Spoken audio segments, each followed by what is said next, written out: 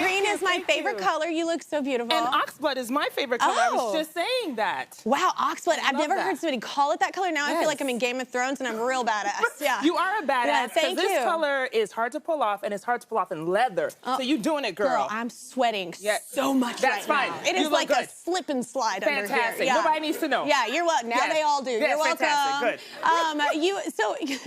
Good. You surprised a Berkeley marketing student last time that you were here, right? Yes. Did you keep in touch? Did y'all end up getting together? Oh my gosh, I love Rachel. Yeah. She's so amazing. Yeah. She does such a good job of being excellent at school, and then also contributing to the community. So she's doing well. She's actually in London right now on a study abroad program, right? Because she's not doing enough also. Yeah. Clearly. No one's doing as much as you.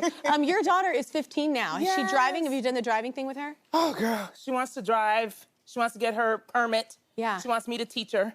Uh-oh. I don't think I'm going to be able to do that. I'm too uptight. I'm too scared. Yeah, well, it's your kid. It's different. Yes. Yeah. I'm just going to put her in a driving school and let that happen. Yeah. Because I'm just going to be sitting there, like, screaming every 2 seconds. I'm like, what the hell are you doing? Exactly, like, stop, break. You know, don't want to scare her, so. Yeah, we'll just pass that stop sign. That's just a, decoration. Cool.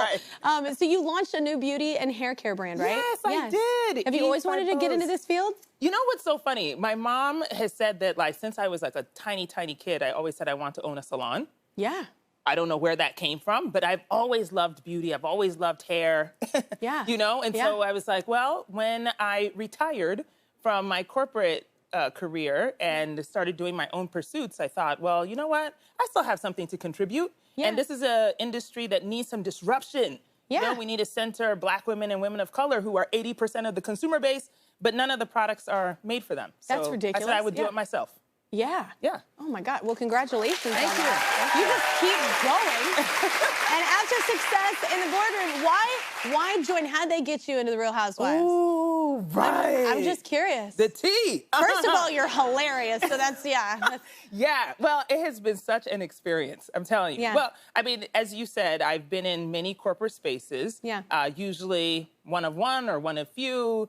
You know, representing for a lot of different types of people. And it just felt like, you know, the Housewives needed a self-made girl on the show. Yeah. You know, who is a corporate baddie. So that's what I do not think they were ready for you. Nobody's ever ready for I know. me. I was like, you'd walk in the room and I am very loud, but I would get real quiet. So I was like, I'm just going to listen. We could be loud together. Yeah. That's actually how it ends. Yes. With anyone I'm with. Well, that's fine. Yeah. Did your daughter approve? Was she excited about you being a part of this? I was actually really nervous that she wouldn't want to do the show because she's actually much quieter than I am. Yeah. And the first thing she said was, well, do I get new clothes? Oh. And I was like, girl. That's such a kid thing. Like, my kid's like, what do I get out of this? What happens for me? Yeah. And so when I said yes, then she was like, okay, great, I'll do the show. Yeah. But actually, she was awesome. That's fun. Awesome. Yeah, and just to get to do something with it. That's fun. Yeah, and we both are talking about, you know, our life, the way that we are, and there's nothing that is, like, put on.